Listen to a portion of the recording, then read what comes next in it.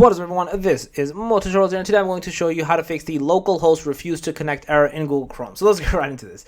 So there's a few ways to fix this. The first thing you should do is go to your search bar, type in CMD, and right click and run as administrator. In here, we're going to basically type in ipconfig /flush DNS. A lot of times just doing this fixes a lot of these issues, so I would highly recommend you to do that. And then the next one, you want to same thing in the same command prompt. You want to do NATSH winsock reset, right? So basically reset the winsock catalog. So these are the two things I want you to do. Then restart your computer and see if this error went away. If not, then the next thing you want to do is go back to your search bar, type in network connections until you see this pop up. Then right click into either Wi-Fi or Ethernet, whatever you're connected into, and then go to properties.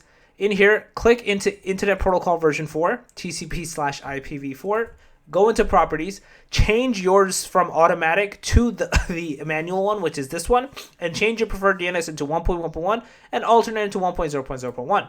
Press OK, press close, try again, and you should be good to go and not have this error persist any longer. So yeah, that's basically it.